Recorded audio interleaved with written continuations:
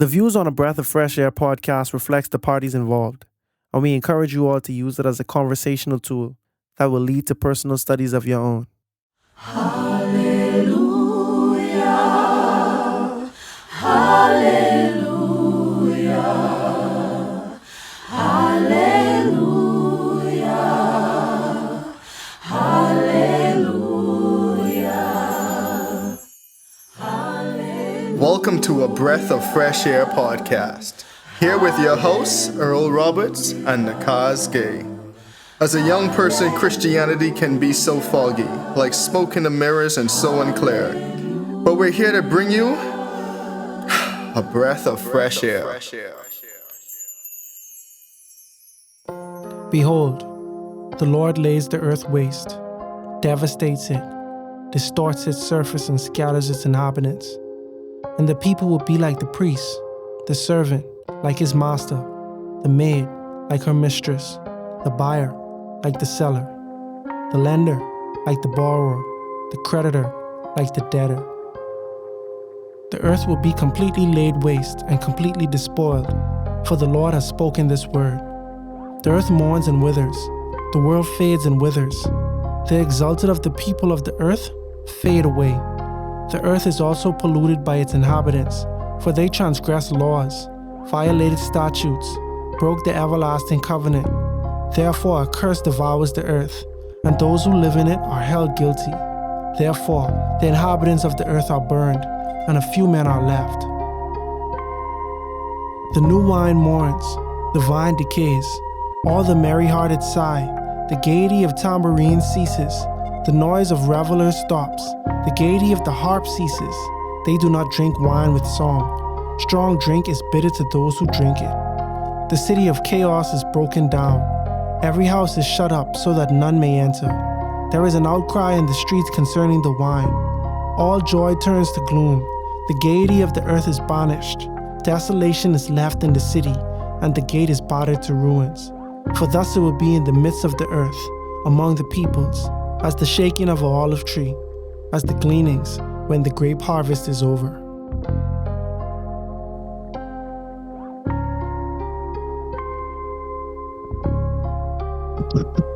Isaiah 24 is a prophetic glimpse of global judgment, where the earth trembles under the weight of human sin. Cities fall, joy fades, and silence replaces celebration. But even in the chaos, a remnant lifts up praise, and God's reign shines through the ruins. This chapter reminds us when everything shakes, God remains unshaken. As always, be blessed and enjoy.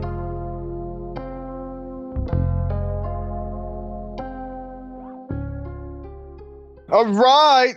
Welcome back to another episode of a Breath of Fresh Air podcast. Here with your hosts, Nakhaz Gay. Earl Roberts. Hopefully everyone had a great week. Hopefully everything's going smooth. Hopefully, things haven't escalated more than they should be around the world. Prayers out for those who are currently in war zones, next to war zones, have family members deployed to war zones. Oh boy. Just prayers up for everyone around the world. 'Cause there's a lot of stuff going on. There's a lot of stuff going on. I agree, bro. Things that you just can't predict. It's so funny, bro. I was looking at my friend, one of my friends, their son graduated from high school this weekend. Mm-hmm. And I was really just thinking in my mind, bro, like when they had them to now, the world is so different that you could not even have predicted that it would be this different. You see what I'm saying? Like the technological advancement in the last 17 years, it changed at a different rate than it was, I believe, the 17 years prior to that. Bro, in our childhood, bro, we gone from, I remember when we used to use cassette player, bro, when we used to use players. I remember when Bluetooth come about. Mm-hmm. I remember when we started being able to put music on the computer. Then streaming. You see what I'm saying? Bro, all these things, bro, AirPods and bro, it's just so crazy because I just saying, bro, in the next 17 years, when my child about to graduate potentially, it's like, bro, I truly cannot predict what the world is going to look like or what it's going to be like then. Even last week, I couldn't have predict or assume that this year we can see another conflict happening in the Middle East. You see what I'm saying? Like, it's like, bro, these things just happen. You can't be shocked because it's like we didn't see so much, bro. Like, it ain't shocking, but it's like it ain't unbelievable, but it is a surprise, you know. It's funny because I mean the Bible tells us these things will happen, wars, rumors of wars, all these different stuff, and it's one thing to read it, it's one thing to know it, and it's next thing to actually physically see it and live through it, right? Mm. Like I think that's what you getting towards. I mean, because when you talk about like the advancement of technology in 17 years, shoot, the advancement of technology since COVID, like the whole AI stuff, like language models, ChatGPT, Group, well, Grok, Gemini, like all these platforms that just changing the way the whole society function, bro. All the image generators, all the fake pictures now, all the voices that can be generated, the voice generators, like so much has changed since 2020 to 2025 alone in the 5 year span. It's like, whoa. Bro, for the first, like 2 weeks ago, the first time ever I got spoofed by a fake video, bro. And it was one, bro, I pride myself on being the guy since MSN Messenger time. Since we used to send emails before instant messaging was like a popular thing. When we was kids, we used to just email our friends. Yeah, And but somebody hey, send you some fake news. I was always a skeptic, like, I don't believe it. I don't believe this chain email that you're telling me with, oh, if this happened, you know what I mean? I don't believe it. Then as we get older, we had Facebook, and you would see a picture or a story going around. I like, let me fact check that. I fact check it and I realize it's fake. You see what I'm saying? Or even now with AI, I remember it was a picture of LeBron James in a skirt like mm-hmm. 3 years ago. Sure. And it was clearly AI, bro. It was like blatantly AI, but people wasn't aware of AI generation at the time. You say it's like it was clearly a fake photo. I thought someone just photoshopped it, right? But a lot of people ran with it because they thought it was real. You see what I'm saying? And I just like, not buying it. I'm not buying it, bro. I Google this. I go on his Instagram. Where did this photo come from? Why it all over? But he ain't published it. Where could it have come from? You know what I mean? I couldn't find it was fake. Bro, it was a video of a lady in some non-English speaking country. She was in the airport at the terminal with a pet, with a service animal. That was a kangaroo. It was a baby kangaroo as a service animal. The kangaroo had a boarding pass in its hand. Bro, I watched the video. My sister sent it to me. We laugh at it. I laugh because I said it's clearly a skit. I think this was one of them production companies where they just have just a corner of a room. It looked like they in an airport, but it's not really an airport, right? The video going viral, everybody laughing. Oh, why the kangaroo have a boarding pass in his hand? Why do you think that's a service animal, bro? A couple of days later, someone was like, bro, you remember how we used to laugh at our parents for believing the fake picture of XYZ? He said, yeah, all y'all didn't even realize that this was AI, right? And I go on and I look at it, and my sister come back and say this is AI, and I was like, bro, when she said AI, I thought she just was trying to say this was a fake video, meaning like this was not an authentically captured video because it was a skit. And I was like, yeah, I knew it was a skit. I knew it was a skit. Till I catch on, she's saying, wait, not only is this a skit, this is not even real people. And then I look at it and I see the mannerisms, bro. But this look like a real person. This look like two real people at the ticket counter with a kangaroo. Bro, I was like, wow. Bro, it's getting really good, bro. That looks real. I was saying, like, and I was telling some of my coworkers, right? I'm like, you guys got to realize, like, as good as AI, as good as we think AI is now, I was like, bro, think about when we was like 5 and 6, how good a Game Boy Color was to us. Yeah. Now you can't even compare a Game Boy Color now to the new PS6s and whatever else is the latest system now. You can't compare it. But back in the day, bro, when Game Boy Advance, the Game Boy SP come out, and they was legit. Bro, you look at them old NBA games, bro. No cap. If you look at them from like 2000, or even up to like '08. But they had box heads, bro. Like their head That's was I not just a was, circle. I know It was that's a where it was box, bro. You know what I mean? going. Exactly, bro. And we was like, man, this is cutting edge graphics. Bro, they face look like when you remember how people used to put the stocking cap over their face to rob a bank, and their face just was smush. You know what I mean? So you can't really recognize them. That's what everyone in the game looked like, and we was like, bro, that's Kobe Bryant. Like they look just like him. Exactly. Yeah. And now and the point I get now is, so imagine the next 10 years what these things gonna be capable of. Imagine the next 20 years when people actually could build off of these things. It's still in its infancy stages, which is crazy to think about human ingenuity, but it's also like, yo, the negativity that could also come from this too. You know what I'm saying? Like this in Yeah. the wrong hands can lead a lot of people astray, as we see it already doing in some cases.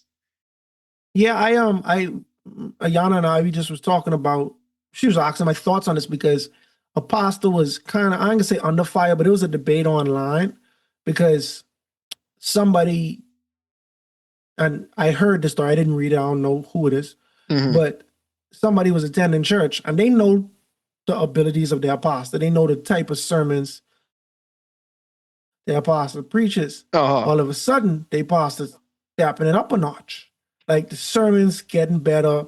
You know, you get what I'm saying, right? The sermon's getting better. The connections are on point. Like he just had a improvement out of this world. Come to find out, the congregation is speculating that he's using ChatGPT or AI. He's using like a AI tool to write his sermons. Now I don't know if that's true or not, so I ain't gonna say they writing the whole sermon, but at least they doing some heavy lifting to connect dots. And Yana was asking me feel about that. And at the end of the day, it really don't matter how you feel because, you know, some people was probably opposed to you using a calculator or you got to use it all in your head. Like, you know, there were certain scholars who was like, bro, we shouldn't be writing stuff down. We should just be relying on our memories, not knowing that writing is the future. You get what I'm saying? Like nobody's going to rely on their memories for things, but nobody is doing long division today. You know what I'm saying? We just pull out a calculator and then they have scientific calculator. You know what I mean? They have all type of different tools for you. Don't ask me Right? to do a cosine by hand. I can be like, I don't even know how to approach that. Yeah, bro. Like for real. So the to me, the problem really is that like you relying on a computer to dissect and to be like to show like the morals and the object lessons from the text. And they can do that based on other people, but other people are wrong, bro. And I feel like if you're wrong, it should be you who are wrong. Like you shouldn't be wrong because you get that from a computer. You see what I'm saying? Like a computer don't have a conscience, bro. Okay. Like sometimes I say stuff on the podcast, and when I plan to say it, I am fully confident that what I was saying was correct. But then I feel something in my heart saying, bro, fact check that or double check that, or no, that was wrong. You see what I'm saying? And so I don't know, bro. I feel like, bro, you ask ChatGPT something, depending on how you ask it, depending on the day. I remember one time me and ChatGPT was having a debate with the Sabbath, bro. We was having a debate with the Sabbath because I keep talking about the Sabbath and they keep bringing up when Jesus died. And I was like, bro, I truly don't see the relevance of this if I want you to analyze whether the Sabbath should still be binding based on the scripture. You see what I'm saying? But you bring it up, you know what I mean? So like, if you follow that trend and that's the general consensus online, and ChatGPT is being fed that, or your AI tool is being fed that, you could go with that as well. And sometimes you're just misinformed in that way. I rather a human being come to that misinformation like after their own research than relying on a tool, because salvation is so important. You know, this ain't like asking how to change a tire or how to cut hair, or you know what I mean? Some of the things that we just use AI for just to make our lives easier, like this, some serious stuff. And so, but at the end of the day, maybe 10 years from now, everybody might be using it, and it's just how you use it that's really come into play. I mean, for sermons specifically, I'm talking about. Yeah, using for a sermon is interesting, right? Because Not research though. Let me just be clear. Not researching for a sermon, but actually writing the sermon. You see what I'm saying? yeah, that's an interesting one. Because typically you like to bring your own personal experiences into the sermon and stuff like that, where you can pull from it. And then does the program truly know to do it? Now you could tell the program to include it, which is also pretty wild that you could do that. But that's interesting. I don't know. I've seen where two pastors preach the exact sermon, the exact thing word for word. Boy, I understand all sides from it. Some people say, bro, if I do us preaching the gospel and what I saying is true, why someone else can't say that? You see what I'm saying? The true issue is that this was two mega church pastors I see doing it. You see what I'm saying? And it's like their motives are often questionable because sometimes they cut some harsh realities that's in the word to give you like a more devotional-esque type sermon, you see? But yeah, man, like Yeah, I also know how to feel about it, because like to me, you would really want your pastor to be led by the Holy Spirit directly and write their own sermon, that way you know that's the word the Holy Spirit put on your heart. So to me, like that's where I lean in towards, like, yo, use it for research is one thing. Because I mean, you always have to research when you prepare for it. So when you're reading the Bible, probably reading other commentaries, like I get that, right? But then like when you actually time to sit down and compile these thoughts, you want the Holy Spirit to be guiding you to like how to put it together and how to actually deliver it. Because to me, that's the part that the algorithm isn't gonna have. Like the algorithm doesn't have that soul aspect to be led by the Holy Spirit. You as a human have that. You know what I'm saying? So like that's the part that I feel like, yeah, you will have a compelling group of words, and if you are a good orator, you could deliver it properly. But is that truly the message the Holy Spirit put on your heart? Probably not. It might be the theme that the Holy Spirit put on your heart, but it's not the message that He actually put on your heart. And like, I ain't trying to be like too philosophical and right, but that's just where I'm going with it. And like that's what like just processing in my mind right now on the topic. and I agree though, bro, because a lot of what people really don't understand, and this, bro, you gotta be. I feel like, bro, you have to really concentrate when you're in church, bro. I don't feel like you should just rely solely on emotion when you're in church, because when you're in church, it's almost like when you're at a concert, bro. When this crowd mentality just kick in, everybody doing this one thing, is a euphoric state, and you feel good, like yeah, it's like like a euphoric state, But you gotta realize sometimes that's just how good the atmosphere is, or like how entertaining. You could get that same sensation if you go to a good concert where someone is singing really good, or you go into a TED talk, bro. It's times when you go and you listen to a motivational speaker, they ain't talking nothing about God, but they tell you how to better your life, how to get rid of these things that hold you down, and you can leave feeling fulfilled, bro. You see what I'm saying? Because like that's like a emotional response to like just good artistic spoken word. And preaching is the same thing. Preaching is spoken word. If I give it to you and I say A, B, C, D, E, F, G, monotone, X, Y, Z, you in the atmosphere learning, you take from that. But if I put it to you that way, if I give you the theatrics, if I put it on a platter, you're more likely to appreciate it, and to have a good time. Truly, just listening to the. Sometimes you listening to a sermon and you just eating it right up because you're like, bro, this is so good, bro. This pastor on fire. He have a good word. He's a good orator. He putting it together. But sometimes, if we not really just being like focused, like if we not really just focusing on the word and making sure what we intake is actually truthful. Yeah. Someone can be a good speaker, a good writer, a good performer. And I saying this as a poet, bro. I've done Christian poems. I've done non-Christian poems, bro. Very similar responses from the crowd, bro. You can woo people just from how creative you put words together, or the story that you telling. I've heard a poet speak on a subject that I vehemently disagree with, but it was so eloquent and it was so well written that I laughed at, like, wow, that was amazing. But what he was saying, I disagree with. Imagine somebody saying, yeah, but I love robbing people, I love this and that. But they saying it in such a way, you're like, bro, this is so captivating. It's like when you watch a movie, bro. I'm watching this movie, and this is literally, I don't agree with murder in real life, right? But someone murdering and all these stuff happening, but it's like the cinema is so good. You see what I'm saying? I leave there like, you tell them who to murder next. right? Yeah, don't get him. You miss him. You know what I mean? Like that, I feel like boy. that's what. See, that's what entertainment does to us, bro. Like it take us out of what's actually happening, and it lead us just to have an emotional response to this thing, and that could be happening in church as well. And so I just my prayer always is that the person preaching is being earnest. I know it can be mundane and it can be a job at some point in time, but my prayer is that the person who is preaching takes it seriously every time, wants to rely on the Holy Spirit, and actually wants to teach and save souls. Because otherwise, some people could just cut corners and they could just rely on just pure talent and ability to speak, and nobody might even notice if they're not really focusing and really trying to learn from the sermon, opposed to being entertained.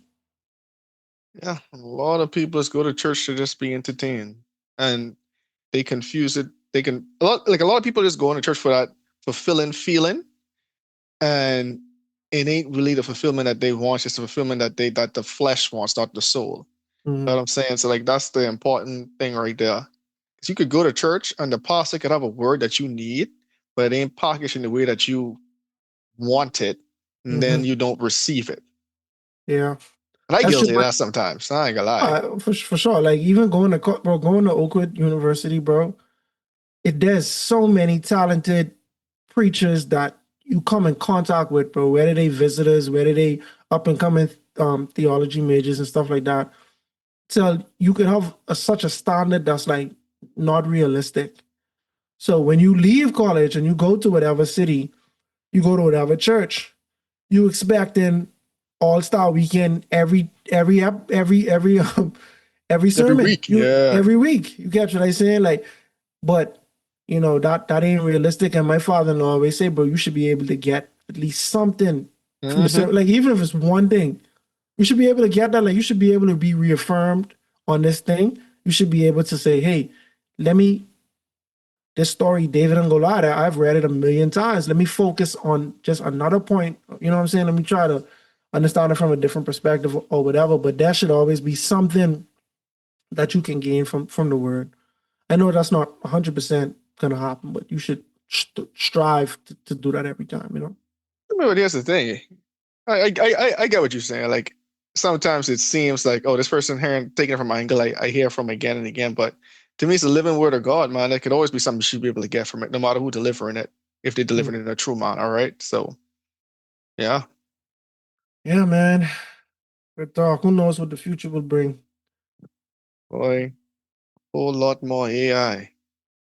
Oh, we know that for sure. Man, like and just on a random another tangent that's related to this AI, right? Bro, imagine, right? You could have your pastor. Just say your pastor's sick one weekend or something, right? He Mm. still write the sermon. Bro, he could have an AI generated version himself deliver the sermon on Sabbath on the screen or something. Well, that's something, man. That seems like we so far from that, but it might not be that far. But that might get happen next year, and it look Bro, almost perfect. that's what I'm saying. They already have voice generators that could take your voice and talk in different languages and it sounds just You like can you. be Michael Jackson right now if you want to do, You bro. know what I'm saying? Like, so like it's interesting, man. Like it's so interesting. Things that movies have been showing us for years that are now slowly becoming more and more of a reality. Mm-hmm. Oh my. All right. All right, all right, all right. So want to hop to Proverbs first? Yeah, let's do it. All right, so it should be Proverbs 17. So let's do this. Proverbs 17. Okay, okay, okay. All right, This Proverbs one 17. feel a little Ecclesiastes-ish. Yeah, you can see that. Better a dry crust with peace and quiet than a house full of feasting with strife. Mm.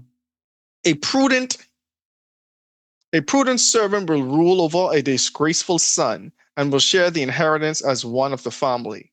A crucible of silver and the furnace for gold, but the Lord tests the heart. A wicked person listens to deceitful lips. A liar pays attention to a destructive tongue. Whoever mocks the poor shows contempt for their maker. Whoever gloats over disaster will not go unpunished. Children's children are a crown to the age, and parents are the pride of their children. Interesting. What happened? I just laughing at that, bro. Am I interesting? Yeah, because it's like, hold on, what's the last line? And And what's your parents version? are the pride of their children. So you say interesting, like, I didn't know my parents should have been my pride. You know what I mean? Because think about it, right? Yeah. Typically, you always say the children are the pride of the parents. That's true. That's what I heard. That's when you said that, I heard it the opposite way. And it wasn't until you repeated that I even considered it for what it actually was saying. Yeah, that sounds like interesting. Like, okay, like, I mean, that's an interesting one. That's an interesting one. Okay. Anyway, we come back to that. Mm. Eloquent lips are unsuited to a godless fool. How Mercy. much worse lion lips to a ruler? Mercy. A bribe is seen as a charm by the one who gives it. They think success will come at every turn. Whoever would foster love covers an offense, but whoever repeats the matter separates close friends. A rebuke impresses a discerning person more than 100 lashes a fool. Evildoers foster rebellion against God. The messenger of death will be sent against them. Better to meet a bear robbed of her cubs than a fool bent on folly. No, That is crazy. No, that is crazy. That is crazy, bro. That is insane. What? Yo, we gotta come back to that one. That's verse 12. We gotta come back to verse 12. What? Okay. Evil will never leave the house, but one who pays back evil for good. Evil will never leave the house of one who pays back evil for good. Starting a quarrel is like breaching a dam. So drop the matter before a dispute breaks out. Interesting. Acquitting the guilty and condemning the innocent, the Lord detests both. Why should fools have money in hand? Why should fools have money in hand to buy wisdom when they are not able to understand it? Wow. Wow. A friend loves at all times, and a brother is born for a time of adversity. One who has no sense shakes hands in pledge and puts up security for a neighbor. Whoever loves quarrel loves sin. Whoever builds a high gate invites destruction. One whose heart is corrupt does not prosper. One whose tongue is perverse falls into trouble. To have a fool for a child brings grief. There is no joy for the parent of a godless fool. A cheerful heart is good medicine, but a crushed spirit dries up the bones. The wicked accept bribes in secret to pervert the cause of justice. A discerning person keeps wisdom in view, but a fool's eyes wander to the ends of the earth. A foolish person brings grief to his father and bitterness to the mother who bore him. If imposing a fine on the innocent is not good, surely to flog honest officials is not right. The one who has knowledge uses words with restraint, and whoever has understandings is even-tempered. Even fools are taught wise if they keep silent, and discerning if they hold their tongues. No, that's crazy. That's actually an insult right there, bro. Even a fool, if you silent, no one know. Right, could be assumed to be wise if they just keep their mouth shut. Because as soon as you start talking, the truth will surely be revealed, buddy. That's why they say you got two ears and one mouth. Exactly. Because I mean, we all, especially now, like we all see them people in life where you like, bro, you talking, but I could tell you don't really know what you're talking about, you know. Yeah.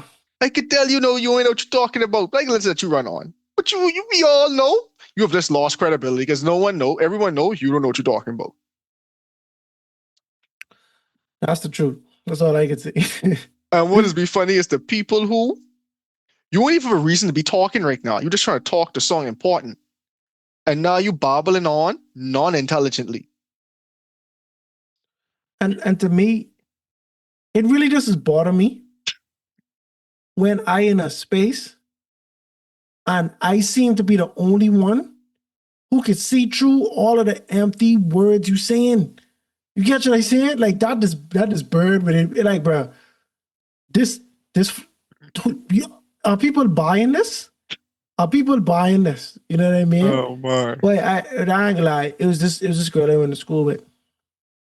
She's a friend of mine, but she's a compulsive liar, bro. I ain't lying, bro. She's a compulsive liar, bro. I think she might actually, like, I don't know, bro, because she's lied with no gain, bro. Like, you get what I say? Mercy. Like, wait, when I met her, people was telling me, but like how she's so good at basketball and stuff like that. Nobody had ever seen her play, but they was like, yeah, bro, she was ranked this and that and the third. She was this good in XYZ, right? And I looking at her and I like, I know, bro, like this person don't really look, she didn't really look like she didn't really look like she's ball like that. Mm-hmm. But everybody vouching for her. But they vouching for her because of her account of it. Not because they know this for a fact, bro, but they telling me this. Mm-hmm. So I let it dead. I walk away and I say, bro, boy, all these people crazy or I crazy. You see what I say for real, right? But as the years gone by, I circled back on it. I was like, bro, y'all still think she was getting these offers and things like that? Was just saying it's like, but I thought about it. It's like I don't know, bro, because like you can't Google it, like you know what I mean, anyway. I say all that to say, bro. She was talking and people was buying it, and it was bugging me. It was bugging me because I was like, bro, if anybody do any little bit of reasoning, we could get to the bottom of this. Anyway, long story short, we end up seeing her play, and it was what I suspected type situation. You know what I mean? It was just, I don't know if it was a joke she was trying to make and people believe it or whatever, but yeah. Anyway, so sometimes, bro, when you just keep it quiet, you know what I mean? Like people, No one will know. Yeah, no one will know what you got going on, bro. But Right. one, bro, it's interesting, but that's like I like when there's a lot of times in Proverbs, but even in this chapter when they mention that, bro, if you have a foolish son or a foolish child, bro, you could bring shame and stress to your parents. Straight up, verse 25. A foolish son is a Mm-hmm. grief to his father, a bitterness to her who bore him. You know what I mean? Like when you like the things we do, bro, we are foolishly. We could be stressed, but no parent like a child who into foolishness. You know what I mean? Like even though like some parents even into foolishness, like they ain't got no sense and they teach their children that. You know, the type of stress, or like, it's like when you get arrested or when you continually get arrested. Mm-hmm. Some parents just stop caring. But the parent who care, you can stress them out for the rest of their life. You keep doing Foolishness. foolishness, bro. You keep being a screw up. You know what I mean? And that was really touching on me because I was thinking about Rehoboam. Solomon wasn't really around to see Rehoboam, but we know that Solomon was very, very worried that his child was going to be a fool. You see what I saying? He was very worried about that. Probably because he know who his child is, but also probably because he know what could come from your child being foolish. And because of that, he ended up ruining the empire that his father Solomon and his father David had. Mm-hmm. This was like three, let's say four generation of kings of Israel, and now the kingdom divided, never to be united Reunited. again. And that's funny. I was thinking this week, right? Like Israel wanted a king so bad that they even make Samuel mad. Samuel they get offended, right? Mhm. And they only make it 3 kings before the whole thing get topsy turvy. Yeah, yeah, and they can't blame Israel all the way But we know that if we're being real, it was Solomon foolishness that enabled Rehoboam's foolishness. You see what I'm saying? Because God told Solomon that the kingdom was going to be divided, right? Mm-hmm. And Rehoboam surely fulfilled that prophecy. You know what I mean? Like he come in, he wasn't trying to operate with no sense. You see what I'm saying? Like he was like, boy, I doubling, I tripling. Y'all thought my daddy taxes was bad? Boy, you ain't going to see me. My boy say, watch. He say, my daddy, he say, Hold what he my say? goblet. Yeah, hold my goblet for a second. He say, my daddy pinky is the size of my waist or something. Or something he say, my waist is the size. I don't know. He say something, but he was like, bro, y'all I don't know. He just say I go up down. He's basically, but I'll raise you one better. yeah, What else? It's like verse 14. The beginning of strife is like releasing water, therefore stops contention before a quarrel starts. I think there's something like this a lot of people in this generation and this day and age need to learn, man, like how to stop before things get to that point. Even you quarreling, like sometimes it just don't make no sense. mhm. Just don't make no sense. Well, we could talk about what that one was with the bears. Let a A man cup. Yeah, let a mom meet a bear robbed of her cubs rather than a fool in his folly. Boy. But bro, I just be thinking, but I ain't gonna lie, bro. Sometimes trouble really could come to your doorstep, bro. Somebody could say, give me a ride up the street. You get them a ride up the street. And somebody who don't like the person who you riding with, nah, that's a problem. You see, they saying, or the person, you won't even know that person going up the street to do something stupid. You see what they saying? Or the police pull you all over and that person who you giving a ride to XYZ, right? So it's Mm-hmm. like, bro, sometimes, bro, people lay into foolishness and they could drag you right in it. And you trying to be solid, you trying to say, boy, I ain't trying to get you jam up. I ain't trying to, involve the police. I ain't trying to be a tattletale. And you being solid for the person, but you ain't know that person dragging you in all type of mess. But they ain't being solid to you whatsoever. They don't care about what you got going on. They really just trying to get themselves off the hook type situation, bro. So sometimes it better to meet a bear rob of her cubs. And but think about that. How ravished, like how ravenous, you know what I mean? Like a bear any animal, they just lose they kids. They furious. A But bear? I want to see no angry bear looking for her cubs, buddy. Yeah, bro. And they trying to say, but that's how cautious we need to be. Somebody who doing something foolish. You know what I mean? Yeah, and makes sense, right? Like why willingly put yourself in that predicament? The Bible's showing you how dangerous it is. Like if you wouldn't want to be in this predicament, how much worse is this other predicament that you think actually safe, but actually trying to show you how dangerous it actually is? Is I had a friend from school message me. I was my last semester of college, bro. mm-hmm. He say, you in foreigner? They say, yeah. He say, well, you got a foreign bank account? They say, yeah. He say, man, I want to send you some money, right? I say, what? He say, your bank could owe like 10 grand at a time. He said, but these new, like when you just get a bank account, it it's a limit to how much money you can put on it, right? I said, bro, but y'all call me crazy. I said, this sounds very illegal, bro. He say, no man, this can't come back to you. And that's when I stopped answering him, right? There was a pressure within me to be cool, bro. There was a pressure within me not to look like a weenie at that time. You see what I'm saying? Look like a uptight Mm-hmm. prefect or something. You know what I mean? Like, but I just was thinking, hold on. You trying to send me $10,000 now? This ain't gonna go how you like it, bro. Because you put all this money on my account, and you could probably say, yeah, send me 9. I ain't gonna be into that.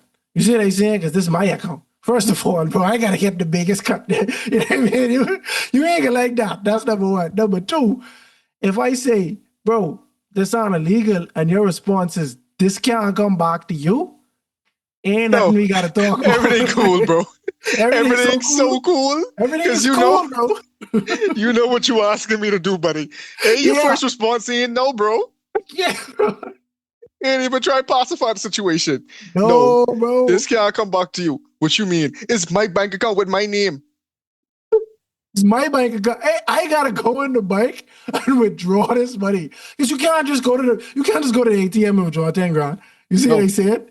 I gotta go to this bank, withdraw the money from my bank account. And You the see what first I thing they said? could do is be like, hold on, your bank account ain't used to moving this type of money. So Exactly. where does And it come surely from? wasn't. Flag. It surely was an insta flag. Flag. My Right, goodness. so I think with that, and I say, boy, I say, boy, I ain't cool, bro. I say, boy, I was getting enough problems on my own, bro. I ain't trying to get into more problems. I leave it alone, right? Mm. And I think with that for a little bit, I go on by my day.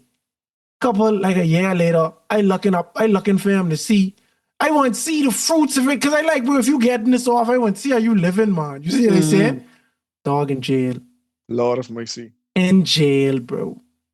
And I ain't gonna say why he in jail because it could be something else. But I just like, bro, that's the path he was trying to drag me on. You see what I said? I was in school, but how bad now to look? I think if I remember correctly, I say, bro, I'm an accountant. You know, like I had to be like, bro, you know, you ain't just talking to like a average Joe, bro. This is literally what I am My in school, field. This is my my field. expertise. You see what I said? Like, and I was like, bro, it's Really crazy, bro. cool. So yeah, bro. Like.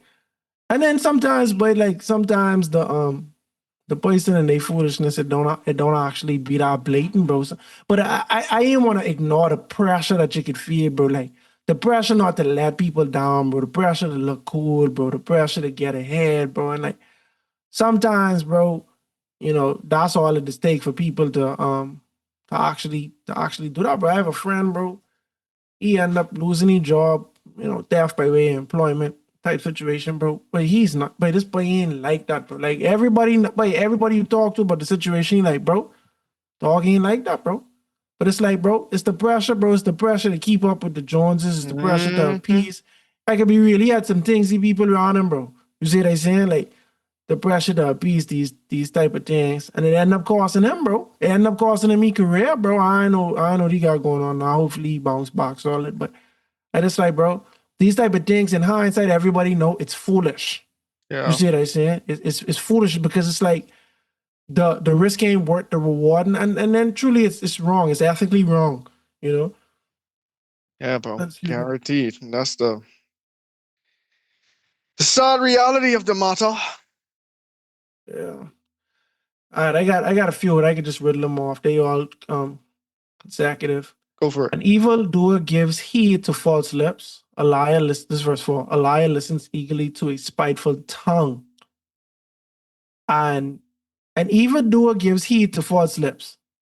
That's a good one, bro, because that actually kind of touched me a little bit because I never really like to hear people talk bad about people, even if it's my enemy. And you really just going in on the person, but then outside of the realm of what the person do to me, and you talking about them and you giving me the gossip on them and this, I ain't want to hear that, bro. I want You're giving them a little, place to lie. yeah, bro. I ain't trying to, I ain't, you know, a liar listens eagerly to a spiteful tongue, you know, and to me, it just go to show like sometimes like when you don't value morals and integrity and stuff like that, you could just let anything pass by and you listening to it, you watching it, you condoning it, you Yeah, know. bro. And even on that line, that always reminds me like how Romans end, right? Like although they know the righteous decree of those things deserve death, they not only it's like they not only continue to do these things, but they also approve of the people who do them too. And like to me, Mhm. that last line is always get me, but he's saying, oh yeah, we list all these people who doing these things, and we all know they're guilty, right? But you just as guilty, not because you You doing it yourself, condoning it. because you Yeah. condoning it. And I just be like, Mhm. that does always get me, bro. That does always get me. Because you And could be that's a right there on tough the one. sideline saying, bro, I ain't doing it. So I Hmm. ain't committing the sin. Like that, but like, that's your vibe, Dread. Like, I ain't doing it, but I hear. They saying, but you just as guilty because you condoning what they doing. Yeah. You either speaking out against it, you around here listening to the gossip or listening to the lies, people saying, well, I ain't gossiping, but you giving them full vent to their evilness. Mm-hmm. So and that's a perspective where a lot of people just don't consider, bro. A lot of Christians don't consider that perspective at all. Or that place, because they like, bro, I ain't doing it, but I can listen. I can listen though. Yeah, that's true. I can be real. Gossip is be sweet sometime, bro. And Boy, the tea men, is men, be sweet, boy. men need to More admit it, honey. bro. Men need to admit it, bro. Boy, That tea more is honey be in that good tea. joke. All right, verse 5. He who mocks the poor reproaches his maker. He who is glad at calamity will not go unpunished. This talking to those who are not like empathetic of people. You hate your maker, bro. You mock the poor, you hate your maker. You see what I'm saying? You gotta be humble and compassionate to people, bro. I was thinking, I was on the park yesterday Mm. playing ball in the hot sun, trying to get some cardio before the cards get too park. I ain't in full go head to head compete with people yet, so I just be doing my own thing. And in the middle of the day, it was this couple, bro. I don't know where they I can't tell you the ethnicity, bro. They probably like, I want to say like Turkish or something, bro. Like I can't tell just by looking at them, but they not Mm. like standard American seeming, and they was older, right? In the middle of the day, they go in, they gonna have a picnic in the park, bro. It was the sweetest thing, where they bring out a bunch of food. It's just them two, bro. It was cool, bro. And I see the dude looking right, and he keep looking at me, right? And I looking at him, but he none of us waving at each other, right? They're like, bro, I mind my business, you mind your business, I ain't tripping. But a part of me felt like, bro, what if these was two angels right here? You see what I'm saying? Like that, just the thought of it in my mind. Why they just bouncing the ball, just shooting around? I said, bro, what if these two angels, right? Then the lady walked behind him and she was smoking a cigarette, right? I say, nah, I can be no angel. I said, I can't be an angel smoking a cigarette, right? And I start to laugh at my logic, right? Because regardless if it was an angel or not, right? You ain't The saying. Bible say, "What you haven't done to the least of my brethren, you have done to me." Like what you do to them, you do it to me. So it's like whether someone is an angel or not, whether a stranger is, and now these people, they wasn't poor by any stretch; they just regular people. But I like, bro, whether somebody is a stranger, poor, whatever the case is, whether you think you're dealing with an angel, it actually don't matter, because God say, bro, what you do to them, what you do to people who you feel like you better than, it's like you doing that to me. Mm-hmm. Yeah, they say that to me, that's almost like saying, "But what you do to anybody, bro, you doing to me." And that's why the golden rule is really the golden rule, bro. Do unto others as you would have them do unto you. Now, in this scenario, we didn't do nothing to each other. I just was just imagining things, but I just was laughing at that, bro. That's crazy. But yeah, bro, we gotta that's an important one though. You know what I'm saying? Like having respect for the poor, and because if you disrespect people because of their class, right? You don't really have much regard for humanity, and if you don't have much regard for humanity, you don't have much regard for the person that created humanity. So I do think that's a good one. And now my last one is for 7. Excellent speech is not becoming of a fool, much less lying lips to a prince. I ain't really quite dissect that first line, but lying lips to a prince, it just don't match. You see what I'm saying? Like you hold an office, you hold a level of prestige and respect. You gotta go all the way. You gotta live that integritous life as well. You see what I'm saying? You gotta stand up for what's right. You gotta push morals. In the same way, you see a fool. You know this person is a fool. You know what they about, and they pushing peace and they pushing all these right things. It don't mix. You know what I mean? It just don't mesh well. Yeah, I think both going hand in hand. You're trying to live the princely life. You shouldn't be lying. And just like how you don't expect a fool to have such eloquent speech. So it ain't saying like, fools can't have eloquent speech. Because, sometimes, boy, some people could razzle dazzle, and, you get swing. I could think of some people right now, bro. They could tell they sound like Shakespeare when they give it to you, bro. I got one boy, he tell you a story. You just gotta be like, everything cool, bro. My brother say, bro, some people, bro, they rather hear a story than they hear no story, bro. So you might as well have a story when you come in, bro. Oh, my good boy, he can tell you a story now. He can Oh, tell you a man. story. That's funny. Oh my. All right. All right. I think there's one more I'd like. Verse 18 in mind, devoid of understanding, shakes his hand in a pledge and becomes a surety for his friend. And it goes without saying, but like there's a lot of like sometimes you think you're being a good friend by just signing someone else's, I'd say bail, but like you signing your name on behalf of someone else, like, oh, they have to fill these obligations, or if they don't, like you could come to me. And if you have no understanding of anything, how this person is, they habits and stuff, you shouldn't be putting yourself on the line. And you shouldn't consider yourself a bad friend or a bad family member. Sometimes, I mean, as we say, just go with sense. And you see, the Bible telling you that is not a wise thing you should be doing. You do not have understanding to be doing these things. Like you should not be doing these things because now you on the hook for someone else who probably in this predicament now for already they having these bad habits. Are these habits corrected? Now I ain't saying don't give no one a chance, that kind of stuff, but it's like you can't be going in this thing just on a hope and a prayer type deal. Yeah, and bro, no, I can be real. I don't think it go without saying at all, bro, because like when I used to read Proverbs, I can't remember how often this came up, but it did come up quite a bit. I don't know if this is the first time we mentioning this, being a surety for somebody, but I do remember them talking about it a lot. And it was to the point where I was like, let me Google what a surety is, bro. A surety basically is putting up something for collateral. You see what I'm saying? So if I tell you, Earl, bro, I in debt, bro. I in a lot of debt, dog. Not even a lot of debt. I owe 10 grand, bro. They about to take my car. Bro, could you please put your credit card on file for me, bro? I could pay them back. They just need a credit card on file. They basically saying, bro, if you just take my word for it and put your credit card down, you a fool, bro, or you are foolishly right there. You see what I saying? You gotta. I think it even more so talking about being a surety for someone. Period. Being a collateral, being bail for someone. Period. You can get burned in that scenario, bro. You see that, but I could think of. I remember I was reading something, a news report, bro, from back home. This lady put the house up, bro. No, not even the house. I think it might have been like insurance, like collateral, not like from like a death benefit from like like a family member inheritance. That's the word I'm looking for. This lady put the inheritance up for her nephew, bro, for bail. Dog skipped town, bro. Dog skipped town, bro. You see what I'm saying? I think he was up for murder, bro. And I was like, boy, I feel for her, bro. I feel for her. And I was like, stuff like that, that's what the text saying, bro. Right? Like, boy, Stuff man. like And that now would I ain't cost telling, me to lose my salvation, my friend. boy, boy, I had a feel for her, bro. And to make matters worse, they were saying something to say like it wasn't like even all hers to give, bro. It's like she had to go in with somebody type situation, bro.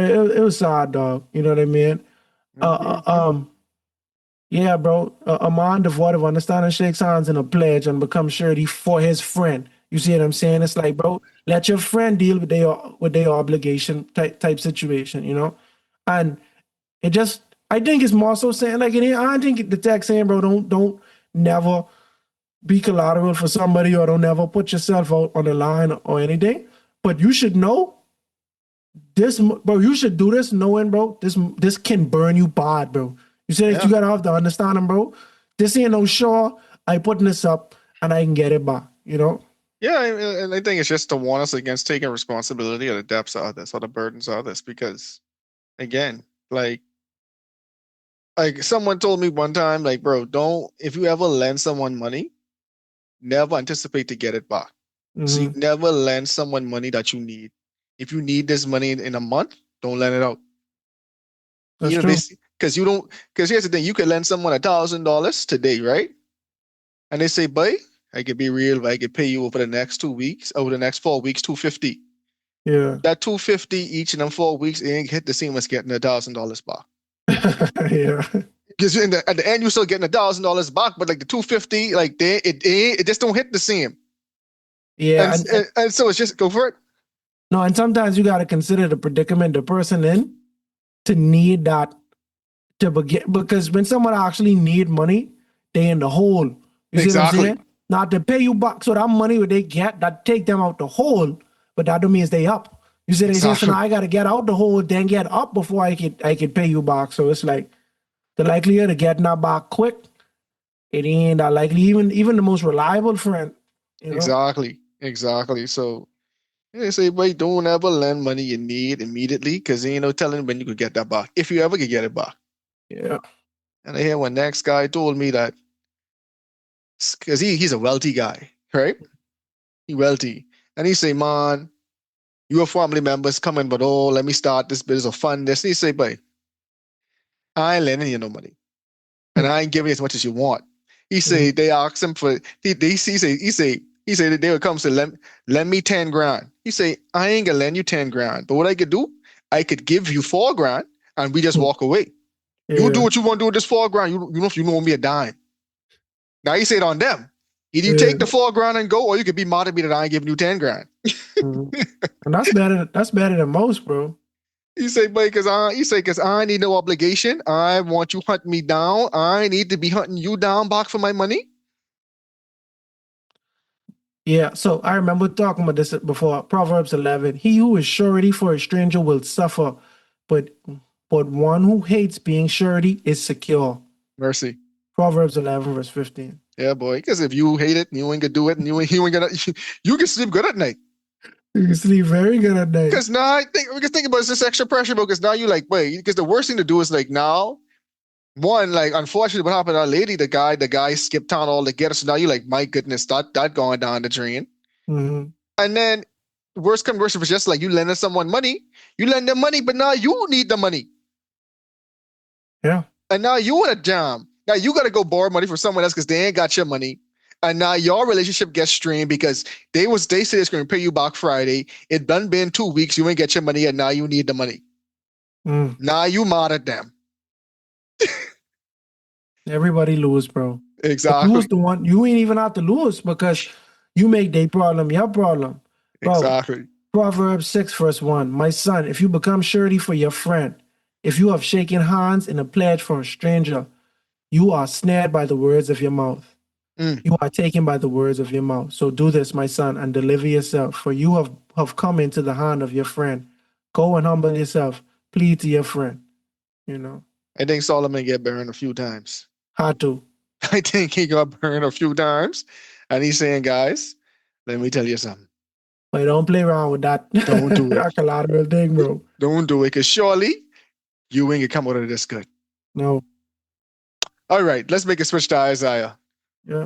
Let's make a switch to Isaiah. So this week we are talking about the impending judgment on earth. So we have talked previously about Arabia, Babylon, Edom, Tyre. Real Kush. Yeah, Ty and Sidon last week. Yeah. And in between that, we talked about Jerusalem, like the impending judgment that they was going to get themselves as they was looking to these other nations for protection instead of turning to God. And so now we're just talking about the earth in its entirety. Yeah. So let's kick this off. So Isaiah 24, verse 1. Behold, the Lord makes the earth empty and makes it waste, distorts its surface and scatters abroad its inhabitants. And it shall be, as we with people, so with the priest, as with the servant, so with his master, as with the maid, so with her mistress, as with the buyer, so with the seller, as with the lender, so with the borrower, as with the creditor, so with the debtor. And the land shall be entirely emptied and utterly plundered, for the Lord has spoken this word. The earth mourns and fades away. The world languishes and fades away. The haughty people of the earth languish. The earth is also defiled under its inhabitants, because they have transgressed the laws, changed the ordinance, broken the everlasting covenant. Therefore, the curse has devoured the earth, and those who dwell in it are desolate. Therefore, the inhabitants of the earth are burned, and few men are left. Interesting. Yeah. Then you want to talk about this spot, or want to keep on going? Yeah. Yeah, let's So. talk. Yeah, because this chapter a little long, so let's do it. So firstly, as you mentioned, we went through the prophecies that we mentioned, that we dealt with before. They was like in the near future to come to pass, right? But this is a prophecy of the earth. And there are a few things said here that lets us know that this is in the future. You know what I'm saying? Like future, like far future, basically end time prophecy-esque type stuff. So the earth mourns and fades away. The world languishes and fades away. The haughty people of the earth languish. The earth is also defiled under its hold on. The curse. Verse 6. Therefore, the curse has devoured the earth, and those who dwell in it are desolate, right? So something devours the whole earth, right?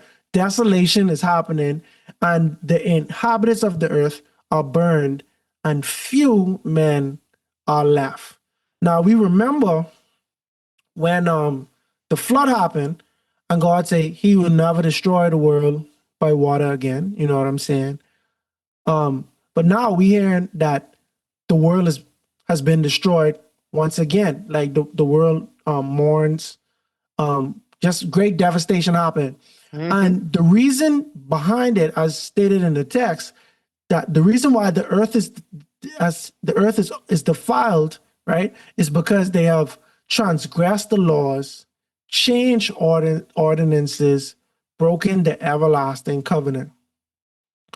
Now, a lot of this is greatly intertwined with Revelation, Matthew 24, Daniel, and I'm sure there are other end time prophecies, but this is really speaking to like end time, last plagues, the day of the Lord situation. One text that I like to think about is Revelation 12. Okay, right? 12. Okay. 12 verse 17. You're gonna talk about Revelation 16? No, keep going. Oh, which? Oh, I had anyway. Revelation 9 up because it had like a slight thing, but keep going. Okay, got you. And so Revelation 12 verse 6. I could talk about Revelation 12 starting at verse 13. Now when the dragon saw that he had been cast down to earth, he persecuted the woman who gave birth to the man child, right? But the woman was given 2 wings of a great people, that she might fly into the wilderness to her place, where she is nourished for a time, times and a half a time, from the presence of the serpent. So the serpent spewed water out of his mouth like a flood after the woman, that he might cause her to be carried away by the flood. Now, the serpent, here's the devil, the woman represents the people of God, right? But the earth helped the woman, and the earth opened his mouth and swallowed up the flood which the dragon had spewed out of his mouth. And the dragon was enraged with the woman, and he went to make war with the rest of her offspring, who keep the commandments of God and have the testimony of Jesus Christ. Now, when we go to Revelation, I think it's Revelation 19. I hope that it's not going to be.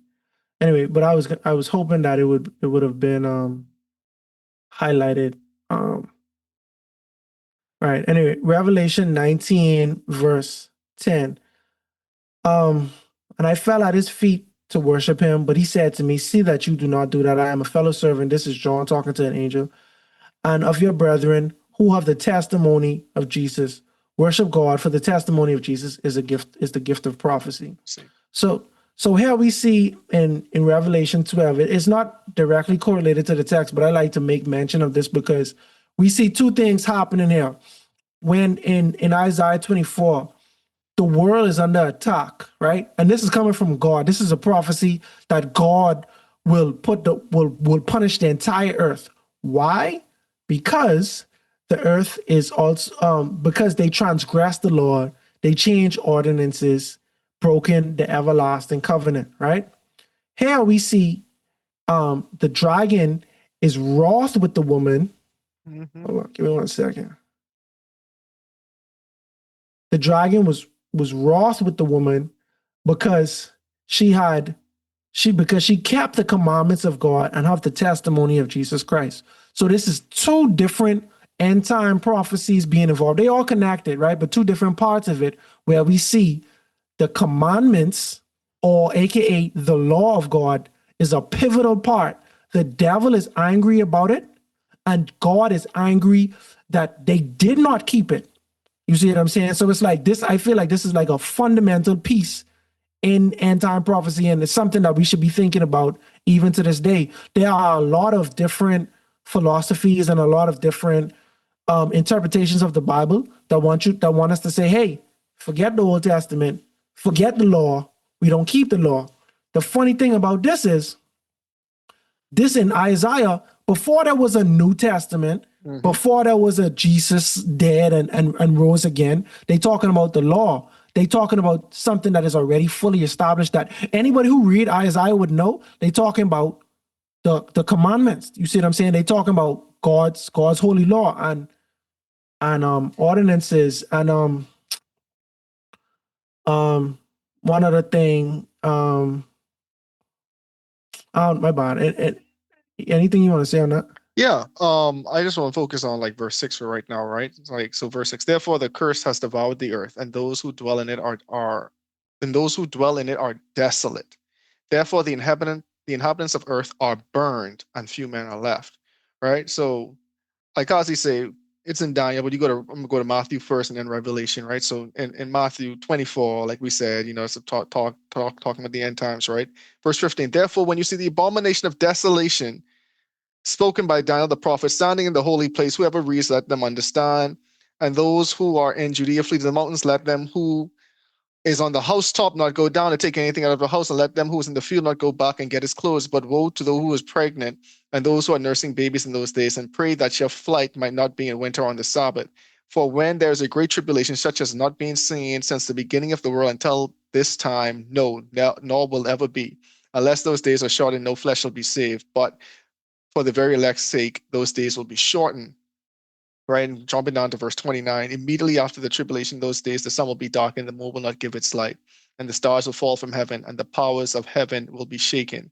The sign of the Son of Man will appear in heaven, and all the tribes of the earth will mourn, and they will see the Son of Man coming on the clouds of heaven with power and great glory. And he will send his angels with the great sound of the trumpet, and they will gather together the elect from the four winds, from one end of heaven to the other. Right? So now you go to Revelation 9. And they was talking about desolation in Matthew. They was talking about desolation in Isaiah. And I'm gonna read from verse. Really, I could start. Anyway, I'm gonna just read from verse 13. Then the sixth angel sounded, and I heard a voice from the four horns of the golden altar which is before God, saying to the sixth angel who had the trumpet, release the four angels who are bound at the great river Euphrates. So the four angels who had been prepared for the hour and the day and the month and the year were released to kill a third of mankind. Mm. Now the number of the army of the horsemen was 200 million. I heard the number of them, and thus I saw the horses in the vision. Those who sat on them had breastplates of fiery red, hyacinth blue, and sulfur yellow, and the heads of the horses were like the heads of lions, and out their mouths came fire, smoke, and brimstone. By these plagues, a third of mankind was killed by the fire and the smoke and the brimstone which came out of their mouths. For their power is in their mouth and their tails, for their tails are like serpents having heads, and with them they do harm. So now you see, a third of mankind was wiped out by these horsemen and by these plagues, right? And then, so now you go to, there was a next, was it Revelation 16 that I wanted to talk about too? Yeah, well, that's the one I was Go for it then, if talking you have about. it. Yeah, because Revelation 16, and I'm about to brush through it because we're gonna talk about it throughout the text too. But we see various different plagues coming about in Revelation 16, right? So verse 2. So the first went out and poured out his, okay, now I can read from verse 1. Then I heard a loud voice from the temple saying to the seven angels, go and pour out the bowls of wrath of God on the earth. So now, right, where Isaiah 24, they talking about the day of the Lord, right? When they talking about, the pain or the punishments that's going to happen on the earth. It's obviously coming from God. This is a prophecy from God, right?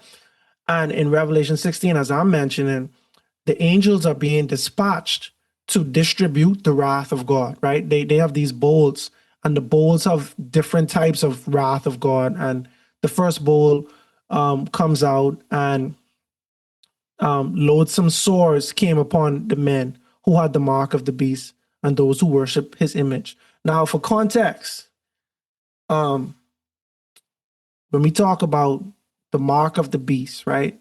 When we talk about Daniel and Revelation, we talk about these various beast powers, right? We know the serpent gives power to the beast. You see what I'm saying? We know that the beast is basically a nation or a church state power that imposes their religion on the world, right? And what we learn in Revelation 13 is that if you do not take their mark of authority, right? If you do not subscribe to their system, you don't pledge allegiance to their system, one way or other, you will not be able to buy or sell. If you have the seal of God, which is the opposite of the mark of the beast, right? You will not be able to buy or sell. So all of this that we're talking about, the day of the Lord, all of these things we're saying, this is happening to those who have the mark of the beast, right? So verse 2. So the first went out and poured. So the first angel went out and poured out his bowl upon the earth, and a foul and loathsome sore came upon the men who had the mark of the beast and those who worshiped the image. Then the second angel poured out his bowl on the sea, and it became blood as of a dead man, and every living creature in the Dead Sea. So we see various plagues coming about from Just these seen angels. watching the whole sea just turning red, bro. Crazy, bro. And all them people who like to eat fish, they just got a sad day. Boy. Tell Everything you. putrid. All them fish just probably dead, bro. Like, Oh, man, well, absolutely. They literally say everything in the sea died. yeah. Oh, I did say that. Then the third angel poured out his bowl on the rivers and springs of water, and they became blood. And I heard the angel saying of the angel of the water saying, "You are righteous, O Lord, the one who is and who was and who is to be," right? Because you have judged these things. They mentioned in Jesus. For they have shed the blood of saints and of prophets. Now, mind you, I mentioned in Revelation 12 when the dragon was wroth with the woman and the seed, those who kept the commandments. You know what I'm saying? So this implies like just various persecutions that's going to happen. And if we see throughout the New Testament, you remember Stephen was stoned. You know what I'm saying? We have John who actually wrote this book. If you do the historical analysis on John, he wrote this on the Isle of Patmos. He was marooned to this island, deserted. You see what I'm saying? As a punishment. And this is the angels. They talking to God and they telling God, "Hey, you are the righteous one." You know what I'm saying? And look at what they did to your servants, to your people. But they have shed the blood of the saints and of the prophets, and you have given them blood to drink, for it is their just due. So this is their punishment. Oh, quite literally, everything is turned into blood. It's like this represents like you shed all this innocent blood, you know. And I heard another from the altar saying, "Even so, Lord Almighty, true and righteous are your judgments." Right. The fourth bowl, this is like extremely hot sun. The fourth angel poured out his bowl on the sun, and power was given to him to scorch men with fire, and men were scorched with great heat. And they blasphemed the name of God, who has power over these plagues, and they did not repent and give him glory. We're gonna talk about that. They don't repent. You know what I'm saying? That's just like that's a constant theme here, because it's true. It's not. Yep. Yeah, it's not remorse. You know what I'm saying? Especially if we think about in this world, right?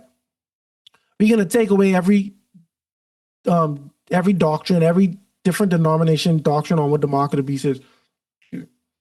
But what we can agree on is that there's going to be a wave of people who religiously believe in the beast. And from what we know from Daniel, the beast has to do with kingdoms. You see what I'm saying? It's a church state where, like, if we look at all the beasts, we look at what it called? What the people call now? The Babylonians, right? Babylonians, Persians, Greek. Persians, right? Like Nebuchadnezzar, he wanted you to worship me. You see what I'm saying? The Medes and the Persians, the same thing. That's why Daniel get thrown in the lion's den. Yep. You see what I'm saying? Like we talk about the Greeks, bro. Like the world has been Hellenized, bro.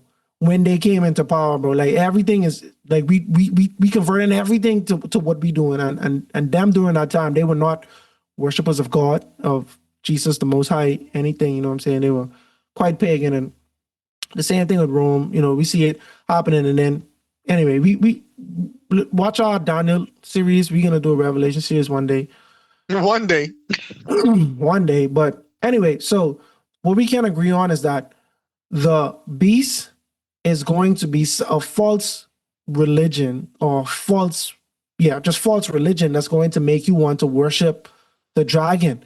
And people believe it might be just a blatant, hey, worship, like devil worship XYZ, but no, it's actually going to be a mixture, bro. Like it's going to be like a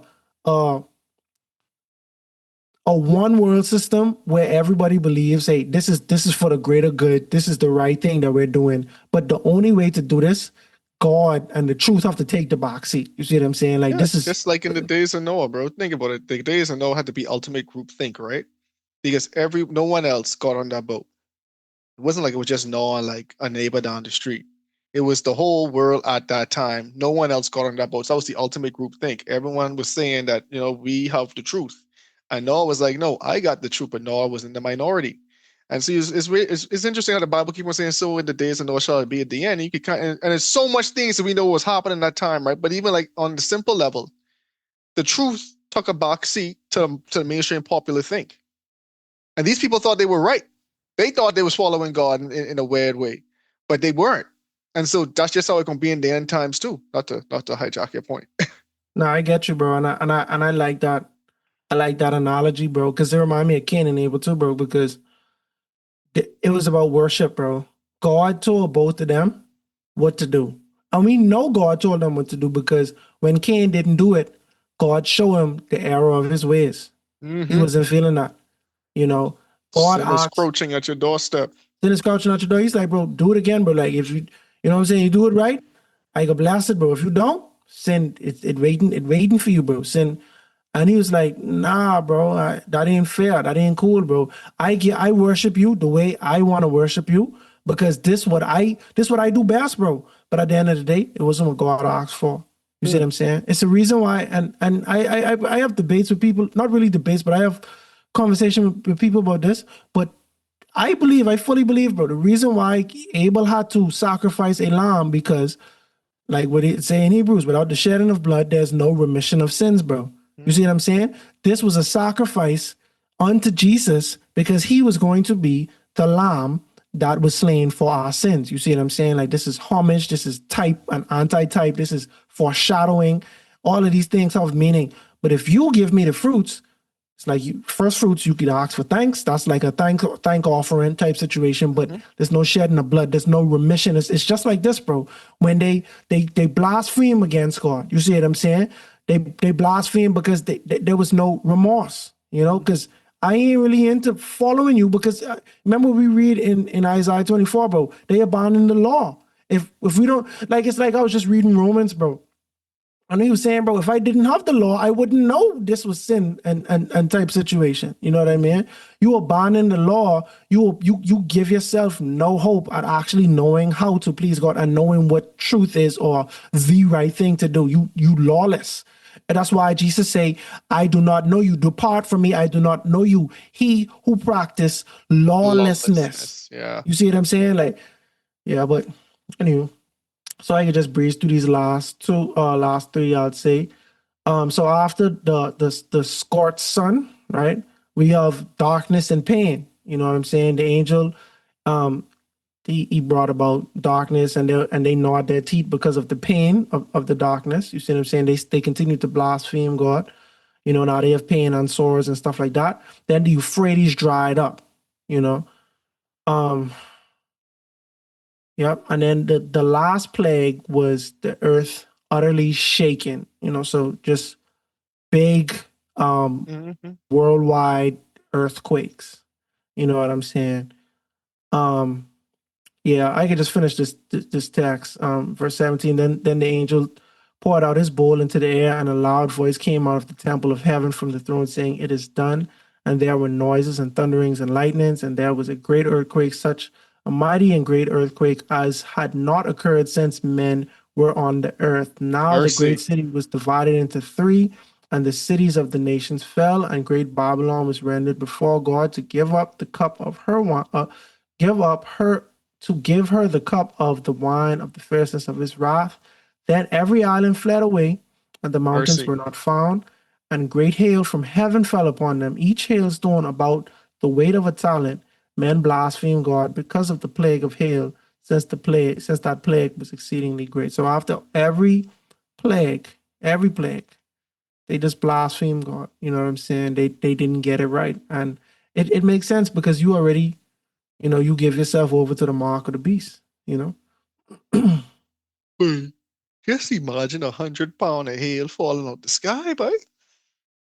But from you say this an That's earthquake just like mass destruction, bro. but from you say it's an earthquake like never happened before, bro. Like God keeping this one in the tuck. You for feel real, me? bro. Like you say it right. Every fault line will shake at once. Simultaneously. That means volcanoes could be erupting at the same time. Big man, you got Thunder, lightning, hail, hail. bro. The matter what you got, like it shouldn't even be physically possible, bro, for hail to be coming down from the sky that big, bro. Like Yeah, hail, thunder, lightning. It's one thing to have an earthquake, right? But now we have inclement weather too. You get what I'm saying? Like, I don't get it, bro. Like, you ain't know what to do. The yeah, ain't nothing to earthquaking, do. and you got a tornado outside. Like, come on. Yeah, bro. And so like from the end time perspective, right? Back to Revelation 12, Mm-hmm. the devil is upset with the commandment keepers, the commandment and the prophecy keepers. Mm-hmm. Nah, bro, that should really light a bulb in a lot of people reading the word and even people Mm-hmm. like listening on the podcast, bro. Them two texts, these ain't the same story, but they connecting. These are dots that's connecting. The devil is angry during the end times with those who keep the commandments. Why? Why is the devil angry, right? But God is angry with those who don't keep the commandments. And the thing about Isaiah 24, everybody knows this. If I read on the New King James Version, the the title of it, impending judgment on the earth. Everybody has heard about the day of the Lord, or quote unquote the Armageddon, the end of the world. You see what I'm saying? The tribulation. You know what I'm saying? Like no matter how you put it, some people believe we're going to be raptured before. Some people believe we're going to be raptured during. Some people believe we're going to be raptured after. But this is going to happen, and Yep. this is going to affect those. Excuse me. And this is going to affect those who take the mark, right? But then when we read Isaiah version of the prophecy, they saying that this is happening because of lawlessness, because they transgress the laws, because they change ordinances. Change the rules, buddy. When we think about when we think about Daniel 7, just a brief overview. Daniel 7 is the chapter where they talk about the beasts coming out of the earth. I think the beasts coming out of the earth, the ones that had head like a leopard and wings, and you know what I'm saying. They had the bear with was on standing on one side, and it had the ribs in its mouth, representing the different empires, different world that will come, right? When they get to the Roman Empire, right, to the end of the Roman, they talk about these horns, right? They talk about the fourth beast. He having a horn. He had 10 horns, and then this new horn comes and uproots other horns, and this horn is speaking great blasphemies, right? Mm-hmm. When we get to verse 25, and it says, "And he shall speak great words against the Most High, and he shall wear out the saints of the Most High, and think to change times and laws. Yep. And they should be given unto his hand until a times, and a dividing of time," right? If we go back to Revelation 12, as I was just mentioning, right? Well, verse 13, and when the dragon saw that he had been cast down to the earth, he persecuted the woman who gave birth to the male child, but the woman was given 2 wings of a great eagle. Anyway, skipping down, carried away. Oh, my bad. I actually supposed to go to Revelation 19, because I actually just read this. I just read this text. Mm-hmm. Oh man, it's a text in Revelation where they was talking about the times, and the dividing of times. You see what I'm saying? So I was just trying to pull that parallel together to show that this is the same thing. But regardless, I ain't trying to get too lost on too deep in these Revelation streets for real. But basically, overall, the point I'm trying to make is the thing to change times and laws portion of it, right? And this where the beast and the mark of the beast come together, right? Isaiah don't talk with the beast. Isaiah just talk about transgress laws and change of ordinances, right? Mm-hmm. But as we get more after Isaiah, Daniel came, but as we get more intertwined and as we get more like a little cerebral with what's going to be happening, we know that there is going to be a leader in the beast system, right? That is going to be pompous, that is going to speak blasphemies against the Most High and think to change times and laws. Once again, Isaiah talking about changing, transgressing the laws, changing ordinances, right? Mm-hmm. And we know, bro, historically, when it comes to the Romans, bro, they changed the calendars. You could try to talk to somebody. I was just listening to Congress in Texas, or like something was happening. They was trying to pass a bill to put the 10 Commandments in class in Texas, right? And they was doing this on a Saturday. And the lady who was proposing it, she was just really pushing, like, bro, we got to keep the Sabbath. You know, we have the Jewish Sabbath, we have the Christian Sabbath. And he was like, but if we're gonna keep the 10 Commandments, right? Why And we here? why we here now? Like it's the Sabbath for Jews, it's the Sabbath for someone. So it's like you are actually pushing for someone to break the Sabbath, XYZ. You see what I'm saying? And you know, it was a lighthearted thing, and it was more so kind of like she was really trying to educate people on the difference between the Jewish Sabbath and the Christian Sabbath, right? The reason why there's even room for people to say the Christian Sabbath, right? Sabbath literally meaning rest, or the day of rest, which is in the commandments, the seventh day, right? Is because somebody along the lines changed it. You see what I'm saying? We could do the science. We could go to Constantine. One must not Judaize by following the Sabbath. Instead, we keep the Lord's Day, the venerable day of the sun. You see what I'm saying? As Constantine said, I believe, 321 at the Council of Nicaea. You know what I mean? Yeah. You know? And so, like, these things was blatantly changed, bro. The reason why we don't call it the first day, the second day, the third day, we just had various different calendars. You know what I'm saying? The Julian calendars. The way we look at time is different, bro. The days of the week that we call, bro, is because of these other powers, these other nations that once ruled over most of the world. But we don't say the first day, the second day, the third day. We say, no, the day of the sun. We say the day of the moon. We say the day of Odin's wife. You see what I'm saying? We say the day of Thor. Like just these various other pagan things. Like these times and laws have been changed by other nations. You see what I'm saying? And a lot of people disagree with it, but the proof is in the pudding, bro. It's right there, bro. Like, and that's why Adventists are so adamant on Sabbath preservation. And I think even now it's more important than ever, bro. If you was ever feeling like, bro, I don't want to offend people, so I want to avoid this topic, you need to find a way to speak on this topic with the Holy Spirit and with love. You see what I'm saying? Because Sunday conversation, it ramping up, bro. It ramping up.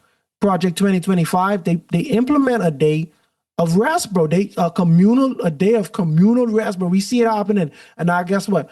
We just learned about last week, learned about Iran and Israel exchanging bombs. You see what I'm saying? And the tensions keep continuing to happen. We see in the United States, there's a big in the last party, in the last party that was in place, there was a lot of debate on sexuality and ways of life. And you realize a lot of people living in this country was not okay with that. And so now you say, now that they're in place, they're like, hold on, to stop the world from going so far, we got to overly Christianize now. You see what I'm saying? Like, so people closing in on your freedom of religion. And they saying, bro, we got to make sure that we put Christ, we force people to do Christ the way how we think. We mandating it, yeah. Yeah, like the way how we mandating it. And as Christians, we might look at that and say, ain't nothing wrong with that, man. At least they pushing Christ. But the problem is, a lot of people don't read their Bible. A lot of people do not actually follow the law. They don't follow the commandment of God. They want to do it how they want to do it, and they want to impose you to also do it. You see what I'm saying? But little around from me. Yeah. Okay. Let's get back to Isaiah. All right. So verse 7. The new wine fails in the vine languages, all the merry-hearted sigh, the mirth of the tambourine ceases, the noise of the jubilant ends, the joy of the harp ceases. They shall not drink wine with a song. Strong drink is bitter to those who drink it. The city of confusion is broken down. Every house is shut up, so that none may go in. There is a cry for wine in the streets. All joy is darkened. All mirth in the land is gone. The city is in the city, desolation is left. The gate is stricken with destruction. And when it shall be thus in the midst of the land among the people, it shall be like the shaking of an olive tree, like the gleaning of grapes when the vintage is done. They shall lift their voice up, they shall sing for the majesty of the Lord, they shall cry aloud from the sea. Therefore glorify the Lord in the dawning light. The name of the Lord God of Israel is in the coastlands of the sea. From the ends of the earth we have heard songs, glory to the righteous. But I said, I am ruined, ruined. Woe to me. The treacherous dealers have dealt treacherously. Indeed, the treacherous dealers have dealt very treacherously. Fair in the pit and the snare are upon you, O inhabitant of earth. And it shall be that he who flees from the noise of the fair shall fall into the pit. And who comes up from the midst of the pit shall be caught in the snare. For the windows from on high are open, and the foundations of earth are shaken. The earth is violently broken. The earth is split open. The earth is shaking exceedingly. The earth shall reel to and fro like a drunkard, and shall totter like a hut. Its transgression shall be heavy upon it, and it will fall and not rise again. And it's funny, right? Because think about it. We just said about shaking in Matthew and Revelation. And we see in here in Isaiah, he was saying, bro, the earth will be shaken violently. The earth will be split open. The earth is exceedingly shaken. The earth shall be shaken like a drunkard walking. So you see how all these things are essentially talking about the same event. I keep going. It shall come to pass in that day that the Lord will punish on high the hosts of the exalted ones, and on earth the kings of the earth. They will be gathered together as prisoners are gathered in the pit, and they will be shut up in prison. After many days they will be punished. The moon will be disgraced, and the sun ashamed, for the Lord of hosts will reign on Mount Zion and in Jerusalem, and before his elders gloriously.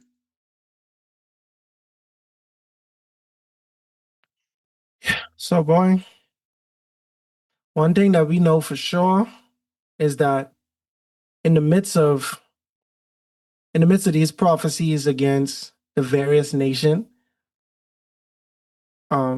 it's a hold on. My bad. I thought I was saying something funny, but in the midst of the prophecies of this book, where they talking about judgment against various nations, right? Mm-hmm.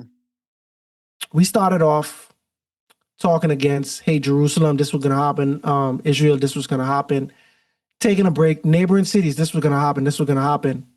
But now we get very specific, and God saying, hey, this is going to happen to the world, right? Mm-hmm. You might think that, oh, I have it out against this nation because of how they conducted themselves, or this one thing in particular, or their conflict against Judah and Israel over the years.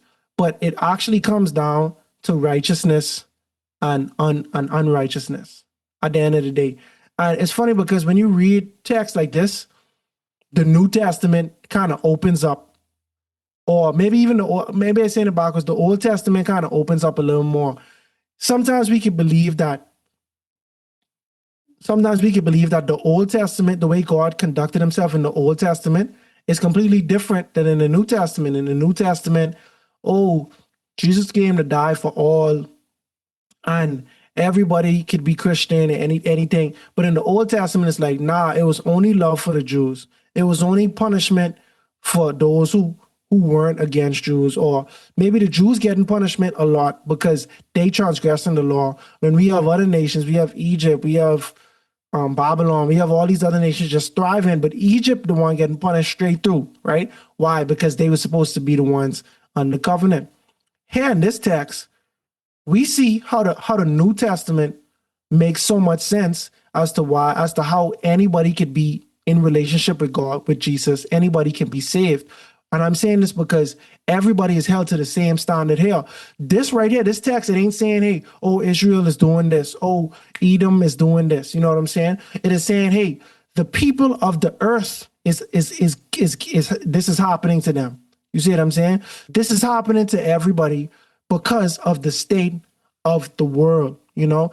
And when we couple this with other texts in the New Testament, like Matthew, when they say a third of the earth, you know what I'm saying, going to be destroyed. We look in Revelation 16, when we see all of the great plagues, we see a consistent theme is that we are the place just as it was in the time of Noah, where the entire world has displeased God. And it's gotten to a place where it's like, bro, destruction is imminent, you know?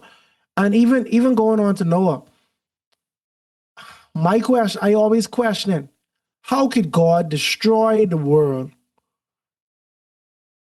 How could God say everything is evil in their hearts if there was no establishment of what good is? When you talk to people, especially about the commandments, and I ain't the type of person to be saying, oh, you got to be circumcised, you can't shave your head, you can't do all this, like just keeping every law in the Torah. I am a apologist for the law that God wrote with his finger. We could debate them other laws however you want later, but for a fact, we can't break which was written in stone. It's literally written in stone, right? But then you talk to people and you say, hey, sin is a transgression of the law, right? So when Joseph was saying, I can't do this thing and sin against God, referring to sleeping with Potiphar's wife, when Joseph was saying that, right? What was sin if there was no law, right? If we truly believe that the law came with Moses, right? Why did God tell Cain, sin is crouching at your door? What is sin?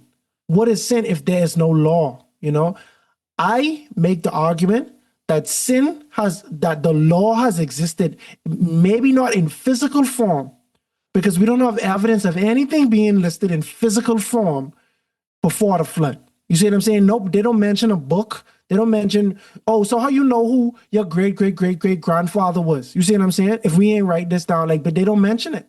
They don't mention anything being written down. But we do see the effects of it. Noah, he could line the animals up by twos and by sevens based on whether they was clean or unclean. How do you know what's clean and unclean if you ain't at Leviticus?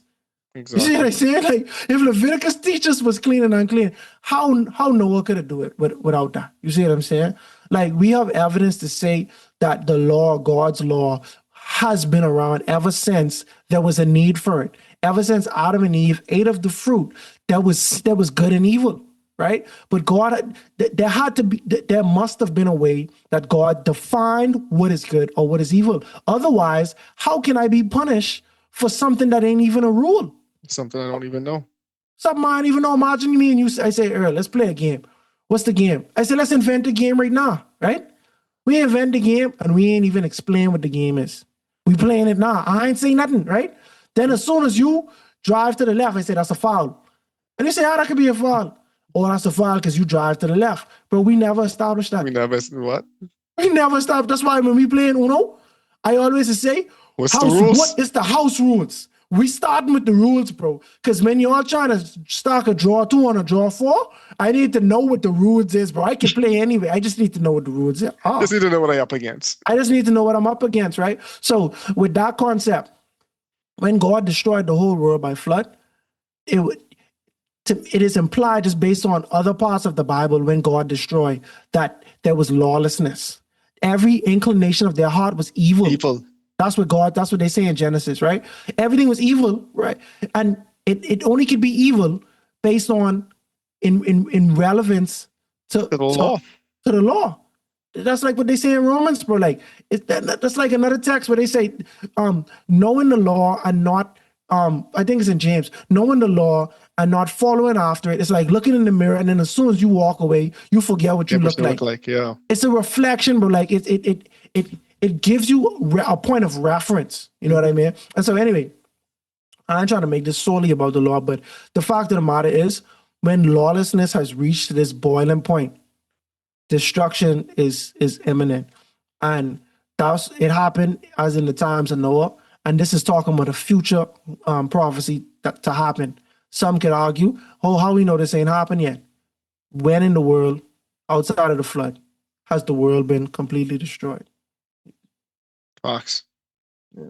Fox. I mean, it's just beautiful, right? Like how the Bible can talk about the same story from different angles. It's the same event from like different viewpoints, right? Because again, we have something like this in Isaiah, who was essentially the first one to pen this. Daniel talks about this day. We hear about it in Matthew. We hear some echelons of it through different parts of the New Testament, and Revelation is the big honcho when it really dives into this event from different angles and different plagues, and you see how everything like morphs together.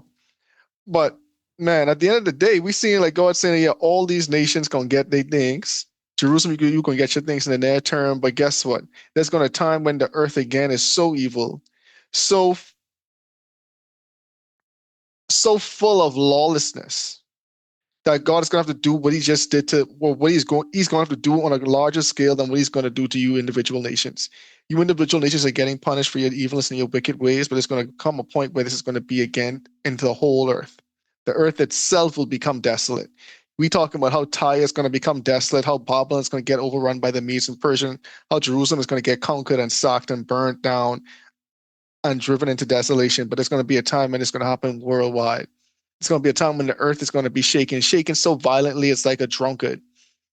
You know what I'm saying? But then again, like every prophecy, there's still a hope. There's still hope. You see at the end, he's still saying like, for the Lord host will reign on Mount Zion and in Jerusalem and before his elders gloriously.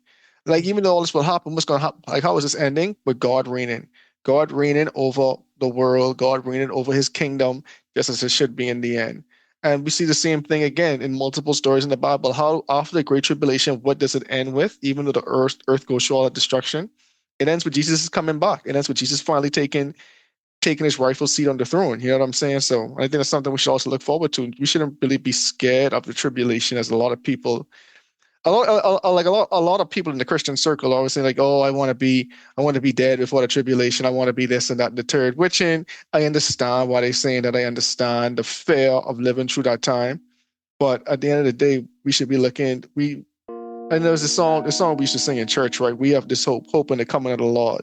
We believe the time is near when the nations find there shall rejoice and shout and sing that hallelujah, Christ is King.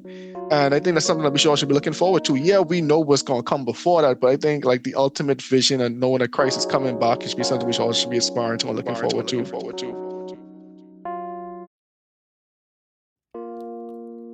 In this episode, the Lord prophesies the destruction of the earth because the inhabitants transgressed the laws, violated statutes, and broke the everlasting covenant. Here we learn that a curse will devour the earth, and the various pleasures used as an escape from punishment, pleasures like wine and music, will not suffice. However, in the midst of the turmoil, the righteous will give praise unto God. And in the end, the earth will be decimated, the rulers on earth and the fallen angels will be punished, and God's kingdom will reign forever. But we'll talk more about the prophecies in the book of Isaiah on the next episode of A Breath of Fresh Air. Tonight's episode included voice acting by your host, Nakhaz. Remember to go ahead and research on your own in order to get a more firm understanding of tonight's episode. And if you enjoyed it, make sure to like, subscribe, and share with your friends. You can follow us on social media at A Breath of Fresh Air Pod on Instagram and BOFAPOD on Twitter. Thanks everyone, and we'll see you next week.